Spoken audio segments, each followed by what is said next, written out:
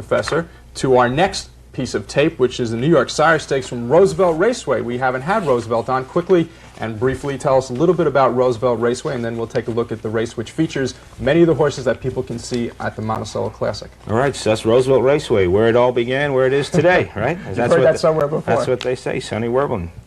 He is there now. Roosevelt started in 1940, the first track to have parimutuel racing. 1940 under George Morton Levy, a half-mile oval in Westbury, New York. They've been racing there. They instituted the starting gate back in 1946, Steve Phillips starting gate, which brought harness racing into its own.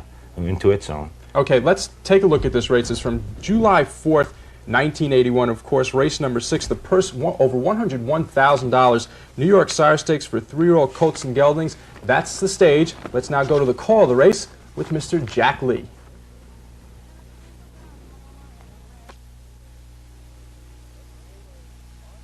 This field is on gate. They're all down the middle of the track. Ifs and Buts tries for the lead. Up the rail is Leopard. Moving between them is Shadow Dancing. They're in the first turn. Leopard shows the way for Doug Ackerman by a full length. Shadow Dancing is tucked in second, parked on the outside. Doc's Fella third, up the rail. Napoleon Don fourth, moving on the outside. Ifs and Buts is fifth.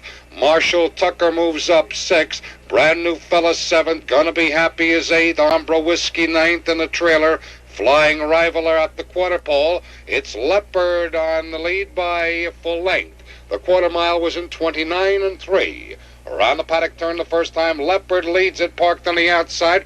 Doc's Fella is second, along the inside. Shadow Dancing gets a good trip up third. Moving with cover on the outside, Ifs and Buts is fourth. They're in the stretch the first time. Leopard shows the way by a length and a half. Shadow Dancing is second. Down along the inside, that's Napoleon Don now third. Parked the outside, Doc's Fella fourth. Ifs and Buts the outside fifth. Marshall Tucker sixth. Brand New Fella starts his move on the outside. The half was in 59 3. Down the back stretch the final time. Leopard on top by a little more than a length.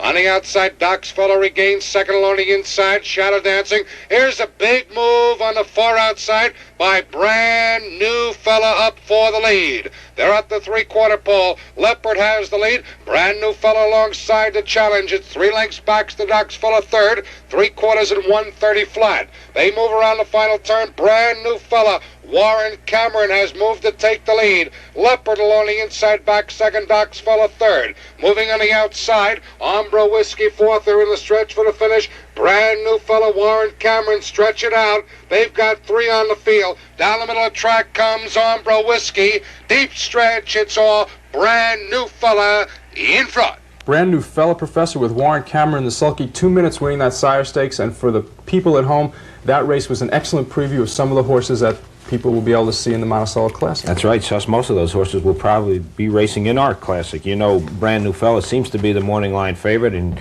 he has been beating these New York bred colts week in and week out, but who knows, anything can happen in a horse race. Brand New Fella, again in the mud, he won there in 2 minutes. He won at Monticello in the mud in 58 4, and he can step on a dry track too. He's had 6 wins in 10 starts this year, but like I said, anything could happen. 2 great races, the $1 million Meadowlands Pace and the $100,000 Sire Stakes from Roosevelt. What we're going to do